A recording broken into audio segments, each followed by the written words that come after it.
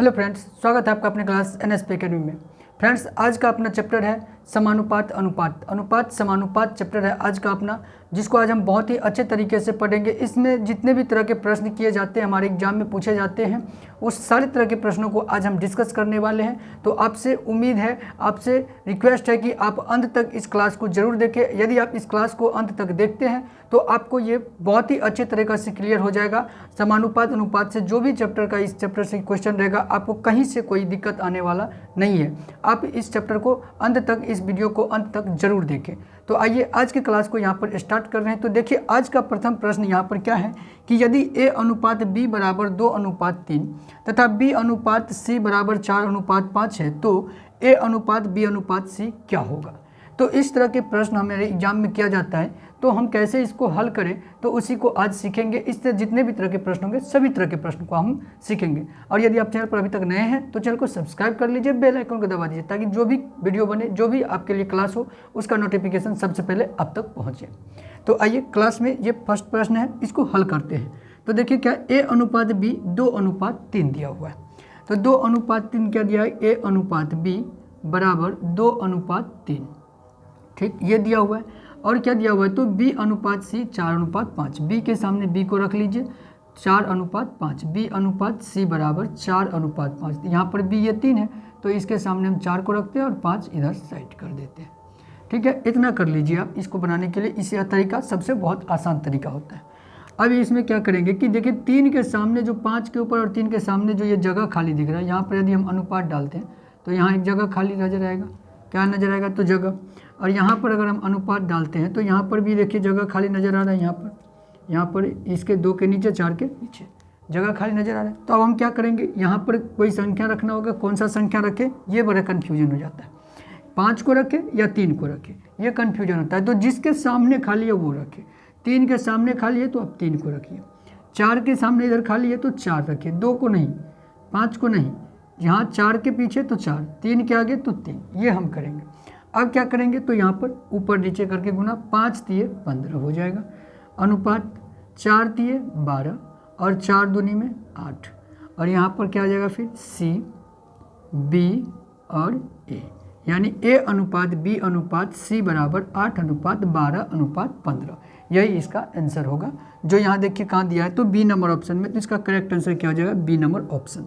ठीक, 8:12:15। A अनुपात B अनुपात C पूछ रहा था, तो 8:12:15 है ना। बहुत ही अच्छा, बहुत ही कम समय में बनने वाला। इस तरीके से आप बनाएंगे तो चलिए अगले प्रश्न को हम देखते हैं। उम्मीद करते हैं अच्छे से आपको समझ में आया होगा।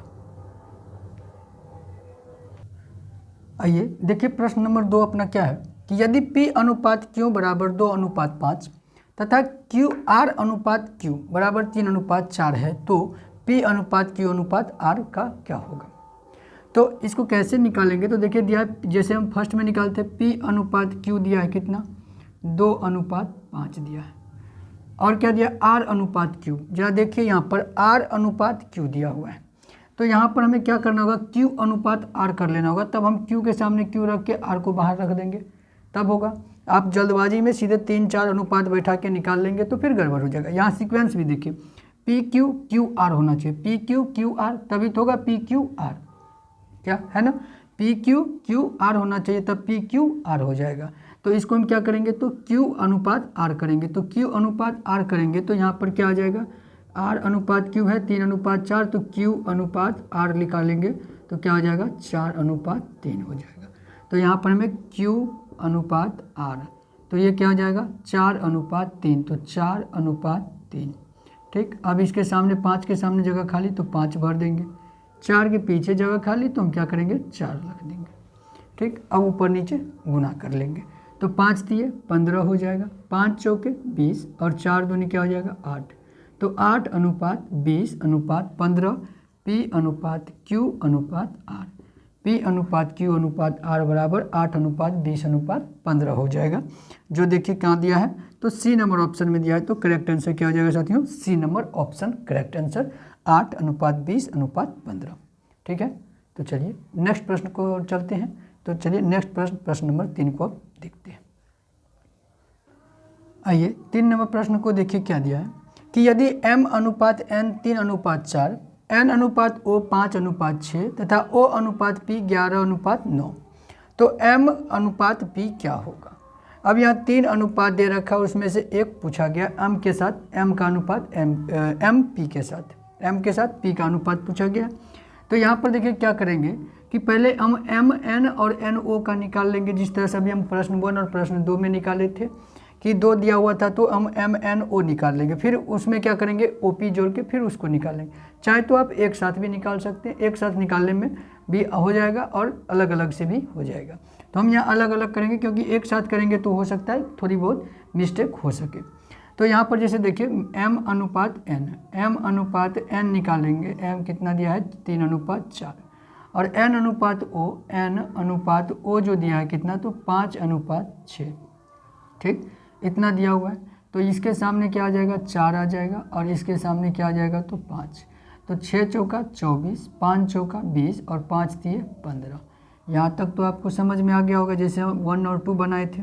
तो ये क्या निकल जाएगा m अनुपात n अनुपात o, ये यहाँ तक तो आपको अच्छे से समझ में आया होगा। अब क्या कहता है OP, तो O के साथ अब P का हम निकाल देते हैं OP।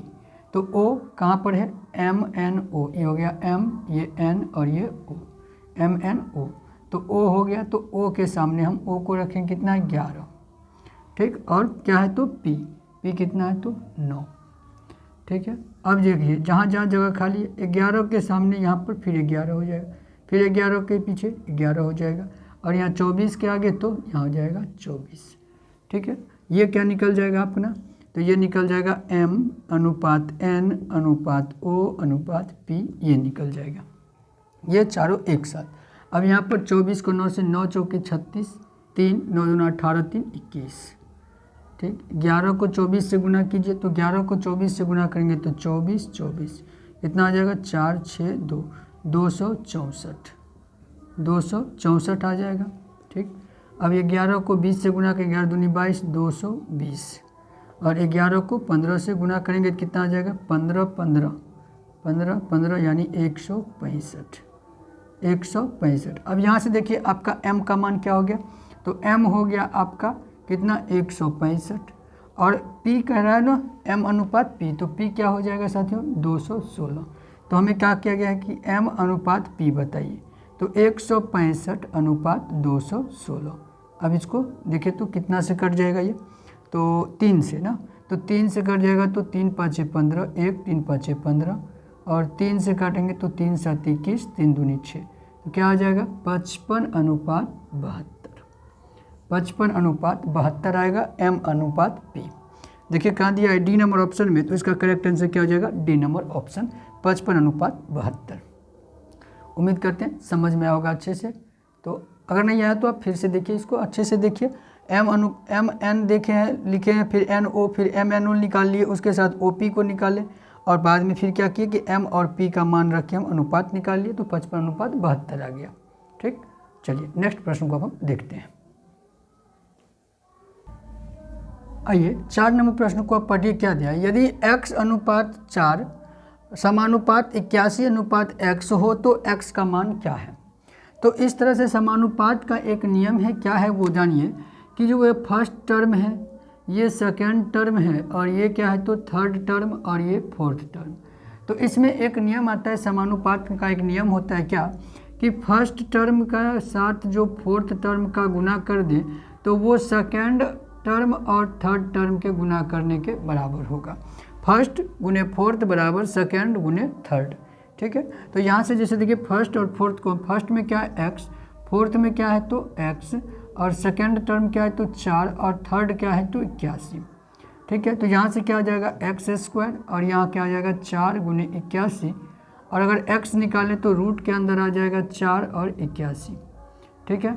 अब रूट से इसको हम बाहर निकालें तो 4 के लिए 2 और 81 के लिए क्या आएगा 9, तो 9 दूनी 18, x बराबर क्या आ जाएगा 18 आ जाएगा।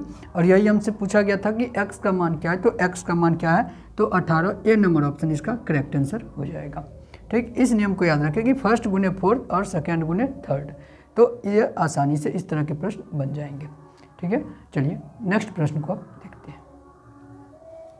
आइए 5 नंबर प्रश्न को अब देखिए क्या दिया है। यदि x अनुपात y 3 अनुपात 2 हो 2, तो 8x प्लस 9y अनुपात 8x प्लस 2y बराबर होगा किसके, तो x अनुपात y दिया है, जहाँ ये जैसे दिया है क्या है, तो 8x प्लस 9y, और अनुपात में क्या दिया है, बट्टे में मान लेते हैं, अनुपात मतलब बट्टा मान लेते हैं, तो यहाँ पर देखिए क्या होता है 8x प्लस 2y।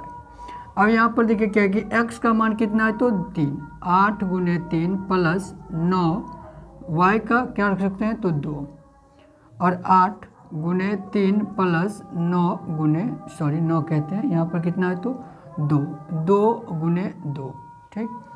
अब ये क्या आ जाएगा, 8 तरीके 24, 24 9 दूनी 18, 24 में 18 जोड़ेंगे तो कितना आएगा, तो 42, 24 में 18 जोड़ेंगे तो कितना आएगा, 8 4 12, 2 1 3 4 42।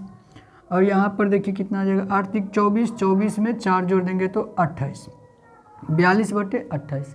ये देख रहे हैं तो हमें 14 से कट जा रहा है, 14 तो ये 42, 14 दूनी 28, क्या आ जाएगा 3 बटे 2, यानी 3 अनुपात 2, 3 अनुपात 2 आएगा।